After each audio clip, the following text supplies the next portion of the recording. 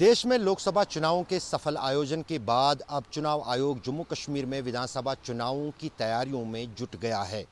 उसका संकेत कुछ दिन पहले ही मुख्य चुनाव आयोग ने दिया, जब उन्होंने कहा कि जम्मू कश्मीर में विधानसभा चुनाव जो हैं वो बहुत जल्द कराए जाएंगे, क्योंकि जिस अंदाज से जम्मू कश्मीर में लोकसभा चुनाव अब की बार सफल रहे और रिकॉर्ड तादाद में मतदाता घरों से बाहर निकले मतदान के लिए, उससे कहीं ना कहीं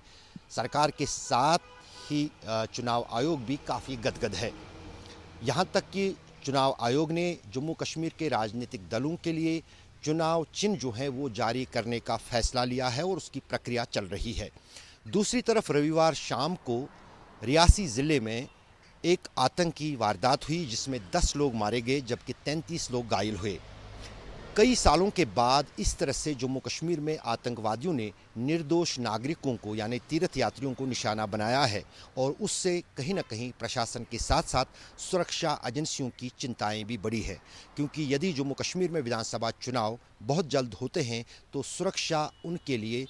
बहुत बड़ा कामजाम होगा, न सिर्फ प्रशासन के लिए बल्कि सुरक्षा एजेंसियों के लिए भी। यही कारण है कि सुरक्षा एजेंसियों ने कल इस आतंकी वारदात के बाद ही एक महा तलाशी अभियान जो है रियासी ज़िले के उन इलाकों में शुरू किया है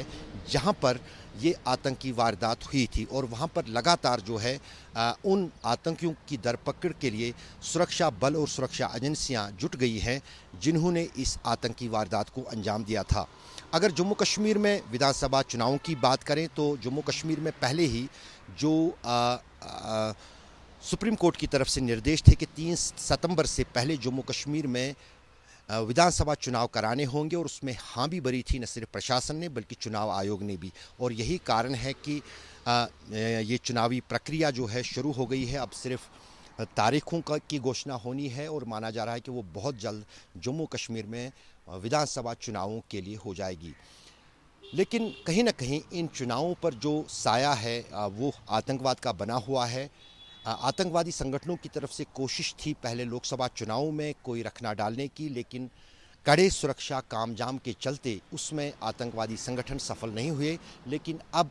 जम्मू कश्मीर प्रशासन के साथ साथ सुरक्षा एजेंसियों को ये खदशा है कि जम्मू कश्मीर के विधानसभा चुनावों को आतंकी जो हैं वो रखना डाल सकते हैं, क्योंकि जिस अंदाज से जम्मू कश्मीर में सफल लोकसभा चुनाव हुए, रिकॉर्ड तादाद में मतदाता घरों से बाहर हुए दशकों बाद, और उस बीच जो है आतंकवादियों की तरफ से ये कोशिश की जाएगी, ख़ासतौर से सीमा पार बैठे आतंकियों की, कि जम्मू कश्मीर में सफल